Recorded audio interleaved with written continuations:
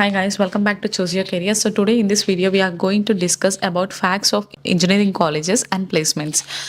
So placements అనే పేరుతో engineering colleges స్టూడెంట్స్ని ఎలా మోసం చేస్తున్నారు అండ్ ఆల్సో ప్లేస్మెంట్స్ అసలు ఎంత నిజాయితీగా ఫాలో అవుతున్నారు and also facts about placements అనేది మేనేజ్మెంట్ కోటా తీసుకున్న వాళ్ళకి ప్లేస్ చేస్తారా లేదంటే కౌన్సిలింగ్లో వచ్చిన వాళ్ళని ప్లేస్ చేస్తారా అనేది మనం ఈ వీడియోలో డిస్కస్ చేసుకుందాం. అండ్ ఆల్సో అసలు ఇంజనీరింగ్ కాలేజ్ ప్లేస్మెంట్స్ పర్పస్కి స్టూడెంట్స్ దగ్గర తీసుకున్న మనీ నుండి వాళ్ళు ప్లేస్మెంట్కి ఎంత పే చేస్తారు అనేది కూడా మనము ఈ వీడియోలో డిస్కస్ చేసుకుందాం. అండ్ ఆల్సో ఇది బోత్ స్టూడెంట్స్ అండ్ పేరెంట్స్ కూడా, సో ఇద్దరూ తెలుసుకోవాలి. ఫ్యాక్ట్స్ తెలుసుకున్న తర్వాతనే సో దట్ మీకు అవేర్నెస్ వస్తుంది అసలు ఏం జరుగుతుంది మార్కెట్లో, కాలేజెస్లో ఎలా ప్లేస్మెంట్ హైరింగ్ అనేది ఉంటుంది అనేది బోత్ పేరెంట్స్ అండ్ స్టూడెంట్స్కి తెలియాలి.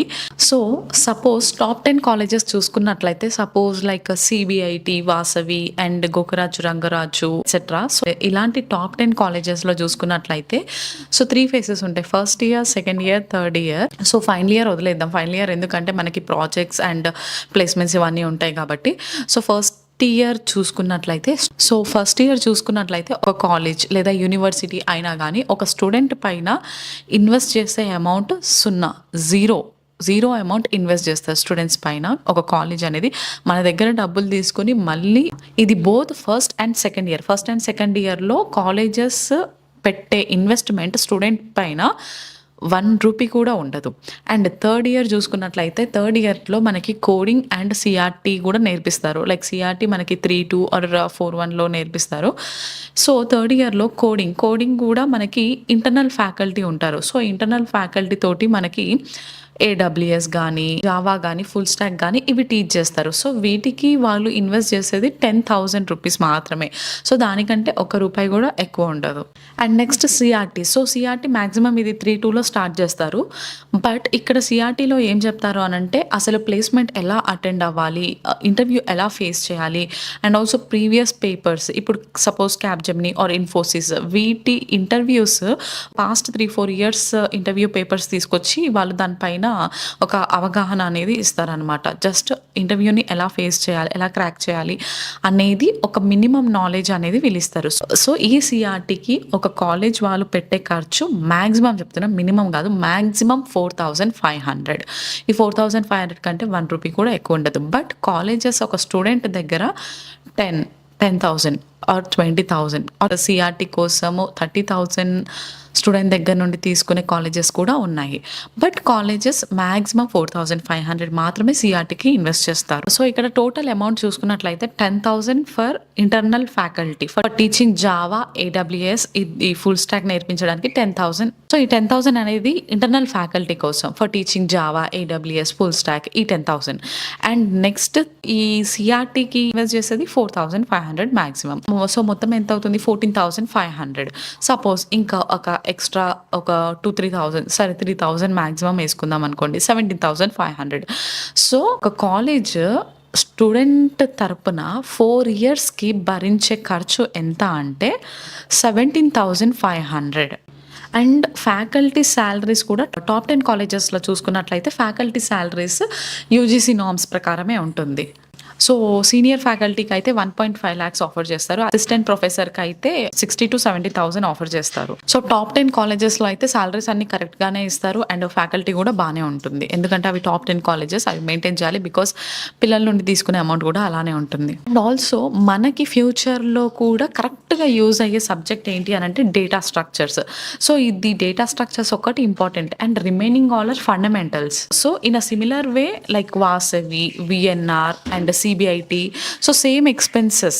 సో ఈ టాప్ 10 కాలేజెస్లో కూడా సేమ్ ఇదే స్ట్రక్చర్ ఉంటుంది. సో ఇక్కడ ఇందాక 17,500, సరే మిగతా ఖర్చులు ఏమైనా 20,000 అనుకోండి. సో టోటల్ మొత్తం కలిపి 37,500. సో 37,500కి 1 రూపాయి కూడా ఎక్కువ అవ్వదు.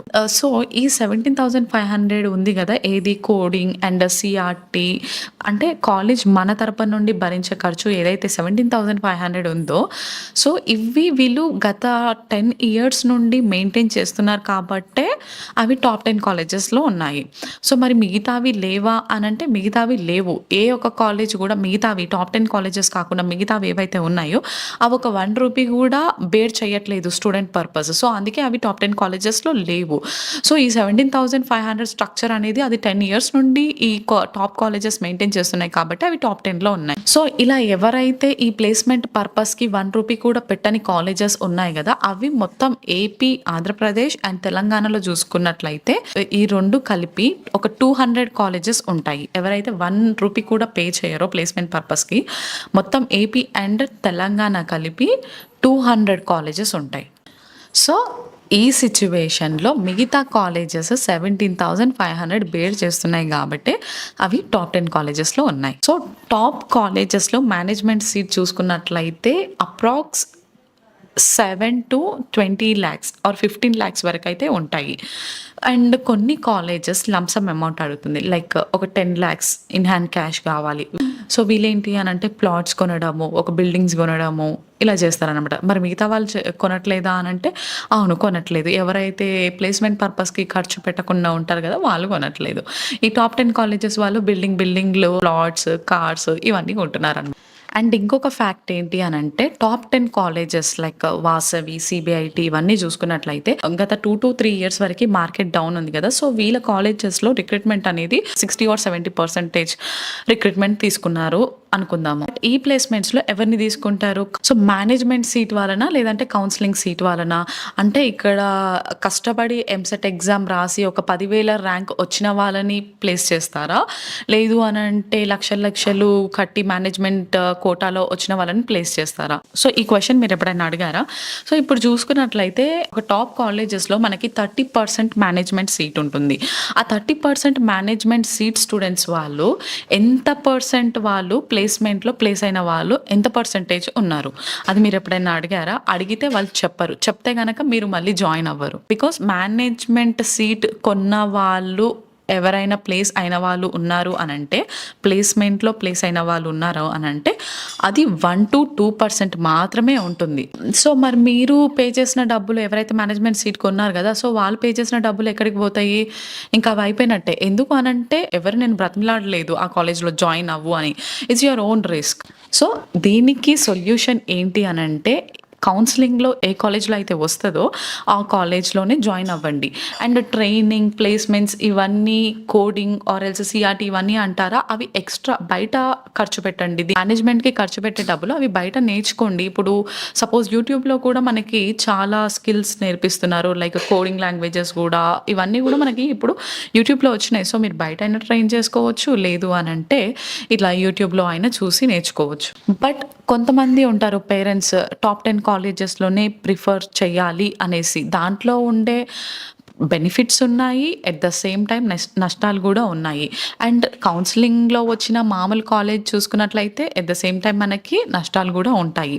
సో, నష్టాలు ఏ రకంగా ఈ కోడింగ్ గానీ, సీఆర్‌టీ గానీ ఆర్ ఎల్స్ ప్లేస్‌మెంట్స్ గానీ ఇవేవి ఉండవు. సో, టాప్ 10 కాలేజెస్‌లోనే మనకి మైక్రోసాఫ్ట్, గూగుల్ ఈ కంపెనీస్ అన్నీ టాప్ 10 కాలేజెస్‌లోకే వస్తాయన్నమాట. అండ్ ఈ కంపెనీస్ ఏ కాలేజెస్‌లో ఉంటాయో అవి దాంట్లోనే మనకి మేనేజ్మెంట్ కోటా ప్యాకేజీ 8+ ఉంటుంది.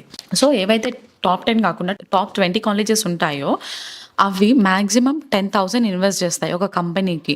సో, అక్కడ హెచ్ఆర్‌కి ఒక 10,000 ఆర్ 20,000 ఇన్వెస్ట్ చేసి హెచ్ఆర్‌కి ఫ్యూ స్టూడెంట్స్‌ని ప్లేస్ చేస్తారు.